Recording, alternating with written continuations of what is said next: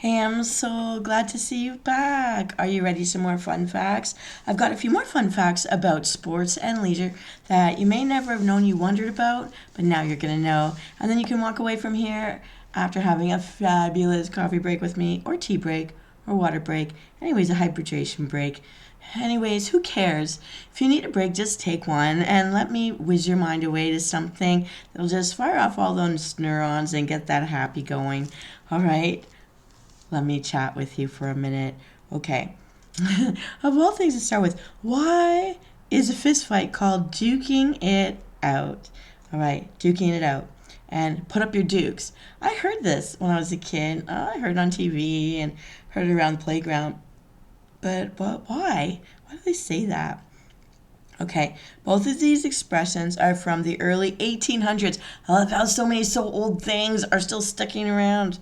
All right, well, bare knuckle boxing was considered like a lower class activity when Frederick Augustus, then Duke of York, took up the sport of boxing. English high society was shocked.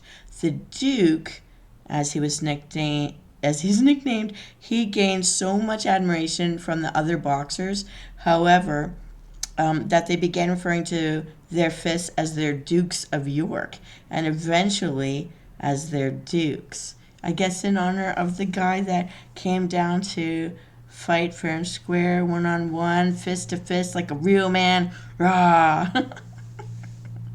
Okay, I gotta love that one. Anyways, what are you drinking today? Let me know in the comments what you like most when you need to take your little break for the day. All right, let's look at another little fun fact. Okay, how did tennis get the terms seated and love? Actually, the way I played tennis was in any court that it fell, even bouncing off my forehead, I just kept running for it and swinging it until somebody hit something, and we just laughed our way through. But we only did that when other people were not around to witness. Oh, we played squash the same way too. It was hilarious. Anyways, we're terrible at it.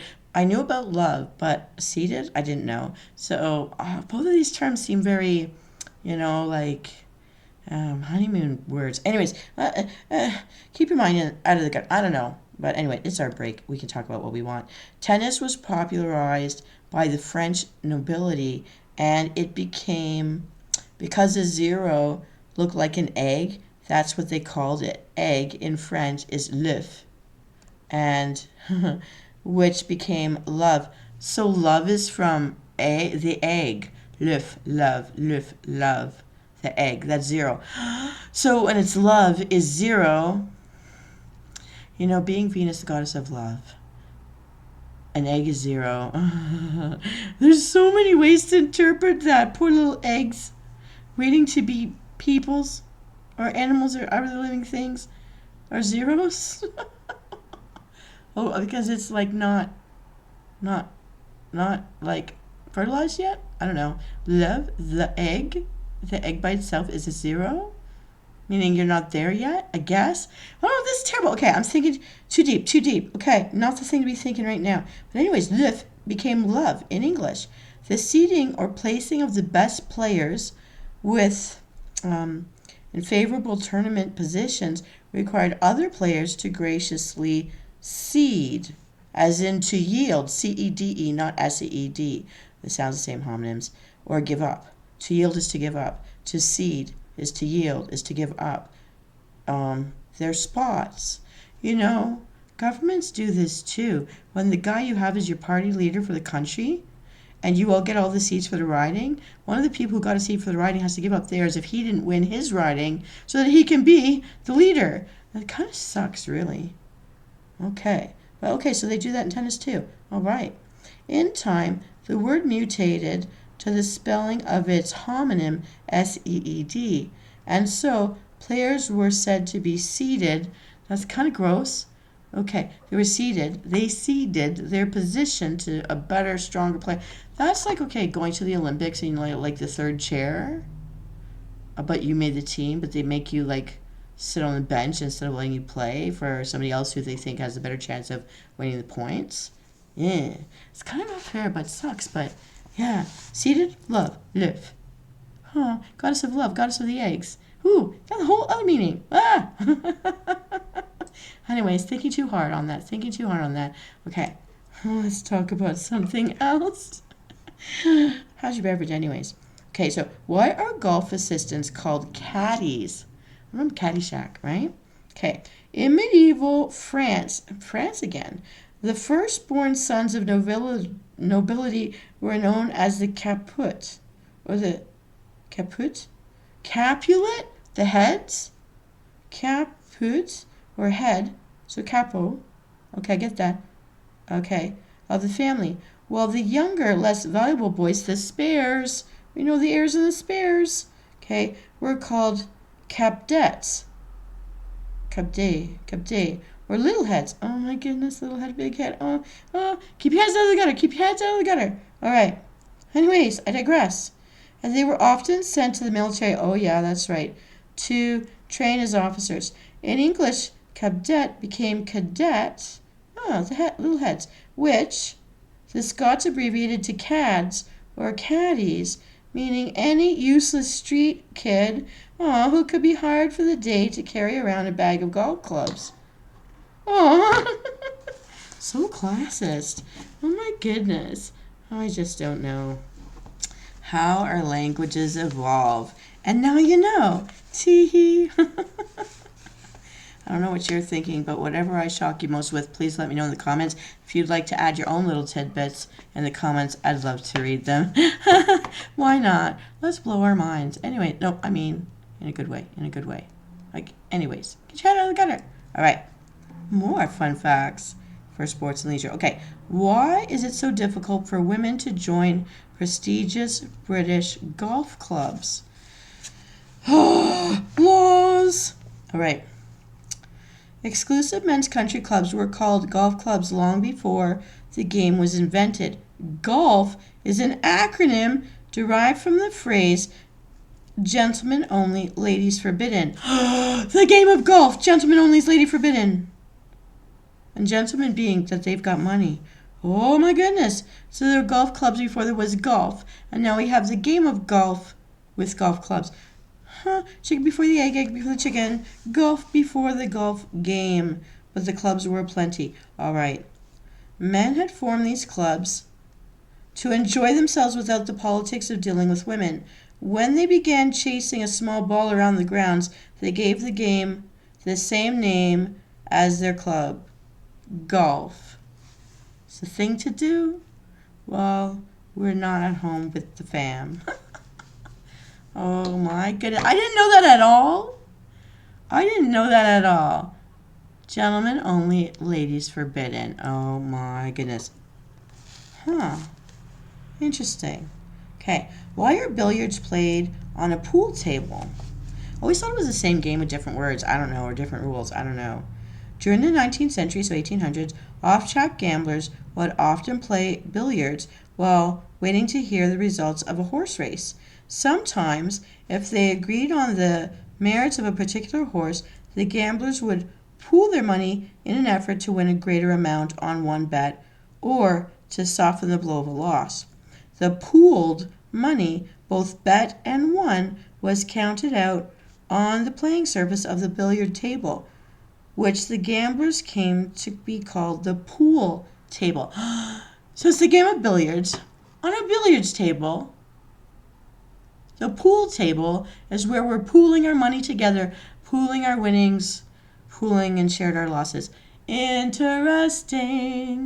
I think that's okay. And so then the game of pool is where, because when I used to play, not often, people would put like the coins all along the edges of that table. Yeah, that was when they were placing their bets. Got it. So it all comes together. I didn't even know why, when someone has won without question, do we say that he did it hands down? Hands down. Oh, he won hands down. All right. I don't think people really say that anymore, but I did hear that when I was a kid. Okay, so to win hands down has nothing to do with placing a winning hand or cards face down. Instead, the expression comes from the earlier days of horse racing. If a horse had proven its superiority and was approaching the finish line well ahead of the pack, the jockey would release the reins, giving the animal free rein to the finish. He therefore would win the race hands down. As in, at his sides, like a cocky little something, instead of holding the reins up, like because your elbows would be up, right? So his hands are flopping around down, hands down, literally. Doesn't even have to tell the horse where to go. He's going to win. Woo! Hands down. Okay. Like it's not even with a driving effort. Okay, got it. Something to know. Something that I know now. What can I tell you now? All right. How's your beverage going? How much time do you have left? Okay, we got a few minutes. Okay, so why is a lottery winning called a jackpot? A jackpot is any large amount of money won through gambling. Okay. And word comes from a game of draw poker in which only a player dealt a pair of jacks or better can open. Several hands are usually dealt before this can happen, and with each deal the players must add to the ante, which can grow to a considerable amount of money. The jackpot, okay, so when two jacks are finally dealt and a player opens the betting, the winner will take the entire jackpot. So you need a jack, so the pot just keeps growing and growing because if you don't add in, you fold. So you can't even get at it. Okay, I get that. Interesting. Jackpot. We need jacks to open. Minimum. So minimum bets. I got it. Yeah. Okay. Where did the expression according to Hoyle come from? Now, I've never heard of this. I don't know how old this is. According to Hoyle. I'm assuming this is a UK term, but you guys let me know, okay? An Englishman named Edmund Hoyle wrote a rule book for the card game whist, the ancestor of bridge, in 1742. Hoyle's rules were used to settle arguments during that one game until Robert Foster published Foster's Hoyle in 1897, which included the rules for many other card games. Okay, since then, according to Hoyle has meant according to the rules of any game, including those played in business and personal relationships. The Hoyle. Don't you pull a Hoyle on me. I know you weren't at work when you said you were. Hoyle. I don't know. Never mind. I forget I said that. All right. Don't forget to wet your whistle. Here we go. Something else. Okay. Why, when someone losing begins to win, do we say, he's turned the tables? They turned the tables on them. He turned the tables on me. What does that mean? Okay. The phrase to turn the tables is a chess term dating from 1634 that describes a sudden recovery by a losing player. The switch in position of each side's pieces makes it look as though the losing player had physically turned the table on his opponent to take over the winning side of the board. So like when we see in comics Tom and Jerry and they poke the shoulder and they look behind them and the other guy switches the board around, turning the tables. Got it. Okay. All right. That's something different. Okay, so incidentally, it's impossible to successively double the number of coins on each square of a chess board. By the time you've finished, you would need 18 quintillion coins, more than all that have ever been minted. Okay. So it's just an illusion, everybody. It's just an illusion. All right. Why is a non-relevant statement during a debate or argument said to be besides the point? It's beside the point. That's beside the point. Shut up. That's besides the point. All right. The expression beside the point is from ancient archery and literally means your shot is wide of the target. Beside the point. So like when your target had the bullseye, it's beside it. Meaning you missed, sucker! All right. Okay. It's figurative meaning. Okay, so to be beside the point is a figurative meaning. And it means that it's irrelevant. When you're arguing something that's irrelevant to the point. Okay. It entered the language about 1352, as did you've missed the mark. Both suggest that regardless of your intentions, Your invalid statement is outside the subject under discussion. So this is moot. Doesn't matter. Doesn't mean anything to what we're talking about. Okay. Why is a marathon race exactly 26 miles and 385 yards long? In 1908, the first modern Olympic marathon was designed to start at Windsor Castle and end in front of the Royal Box in the London Stadium. Oh, I love that. A distance of exactly 26 miles, 385 yards. And that became the official distance. Okay, the race honored Phidippides, who in 490 BC had won 22 miles, 1,470 yards, to carry news to Athens that the Greeks had defeated the Persians on the plain of Marathon. What was that movie? 250? 250? Anyways, there's movies about this. Before Cersei Lannister was Cersei Lannister, she was the queen of Sparta or something, and they had a movie about something like this. But man, that was quite a distance. They did have to have marathon runners to send news, people on watch, to tell the main cities what was coming and going and all that. Yeah. Would ancient Greek athletes have had any chance against our well-trained modern Olympians? At least 2 ancient Greek athletes would have done well in the modern games. Their Olympic record stood until the 20th century.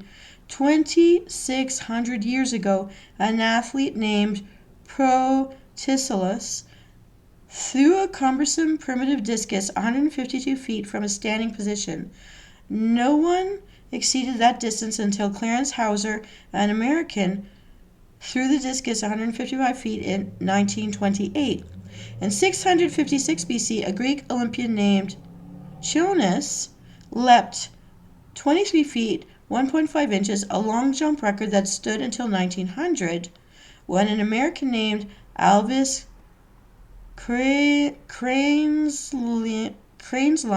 surpassed it by 4.5 inches. There was Leonidas as well, who had a record that wasn't broken for 1,000 years as well.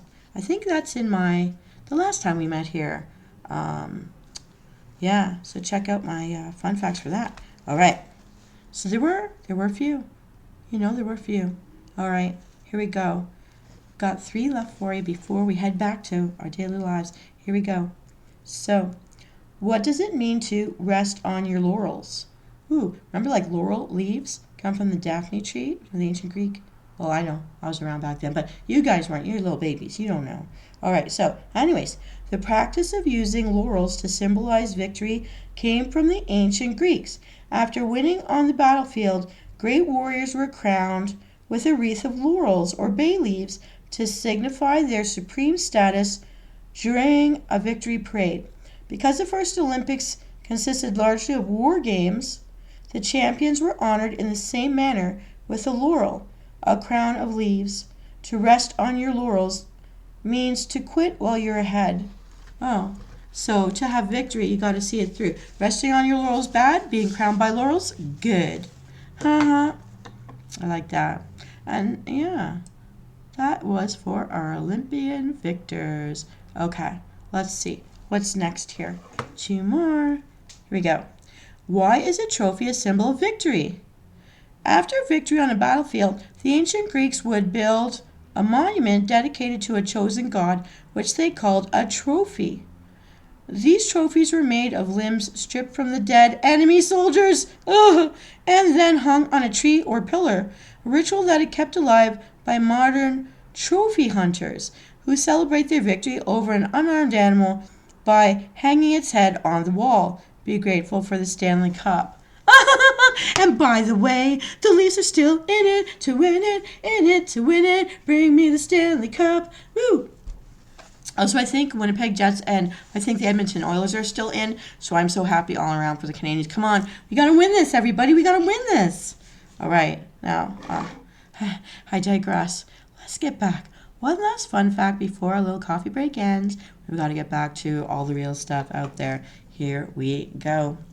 Why is a blue ribbon a symbol of champions? I love blue ribbons. Okay. Blue was the favorite color of England's King Edward III, who, in 1348, created the highest royal order of the Knights of the Garter. Its membership was and is limited to the King and Princes of England, as well as a very few knights of distinguished service. The insignia of the royal order is a blue garter, and because of this, blue ribbons have come to be a reward for any supreme achievement. And I'm wearing blue too. Blue is, honestly, as you must know, my favorite color, but there's more to it than that. In the old-timey days, the regular person wouldn't have been able to afford things that were blue, white, or red. White being so easily dirtied, and people didn't have like a million clothes in their closet. They might have had one Sunday best and one for the rest of the week other clothing. Maybe, if they were lucky, times were tough sometimes out there for people. And to have blue, you had to be able to import indigo from India. And to have red, you needed those cochineal beetles to be dried up and ground up in those pumice stone bowls. They were collected off the cactus plants in places like Mexico, South America. And so to have these things, like a flag with red, white, and blue, in our case, red and white, me a dress in blue, blue ribbons, was a very fancy thing to have possession of, because the regular person going out using dye pots with dye plants found in the regular wild in your neighborhood, they would be stains but not necessarily dyes. And so blue and red, very, very special indeed. White, special. All of them for the Shishimu privileged of the world. Nowadays, much easier to get for all of us at a dollar store even. But back in the day, back in those old-timey days, back in the days of even our grandparents, maybe our parents, I don't know. Maybe some of you out there right now, I don't know, depending on where we are in the world. Blue and real red, and because those cochineal beetles are kind of endangered right now, real red as a dye, not a stain like a berry stain, but a dye that sticks to fabrics in in the industrial fabrication industry. Very hard to get, so very special indeed. So that blue ribbon. Also, I know from making kissing bows from England, UK area, 1800s, early 1900s, to decorate your Christmas tree with blue ribbons was a wish for loyalty and fidelity. And that is why women, brides, those old sayings of something borrowed, something blue, blue, again, being fancy schmancy, wishing for loyalty, wishing that your marriage will never end, going into it with the hope of, that fidelity forever kind of thing. So, and I only wish for you that all your hopes and dreams come true, whatever you're wishing for. And don't forget to be loyal to yourself. Drink your water, have your beverages. I'm going to drink right now here for you. I'm going to raise my glass. We're going to finish our coffee break, tea break, water break, hydration break. Let's do this right now. Good. Okay. I'm loving my bubble tea here. Anyways, all right, Msoul. I can't keep you. I know you should get back to all the rest of things, but I hope I was able to stimulate your mind, surprise you with a few fun facts, surprise me with some as well. Send them to me in the comments. If you're listening and you like my channel, please like and subscribe. We want to grow. Come join us. We're fun. You'll usually find us live, hanging out on the weekends, Friday night, Saturday night, whatever. Sometimes Thursday nights too. And if you like cooking, I always have a Real Me Din Din cooking show on Tuesday nights. But we're going to be gaming for the rest of the weekend now. So I'll see you out there. Have a wonderful day. Don't forget, you don't have to justify needing a break to anyone. And if it's your legal right and your job to have a break, get your breaks. Take them. Stop working. Put it down. Give your mind a break. And listen to my channel. Come back with some new fun facts that you can share with your friends. It's always fun to be the person with the new story. So see you around. This is Callida. Bye.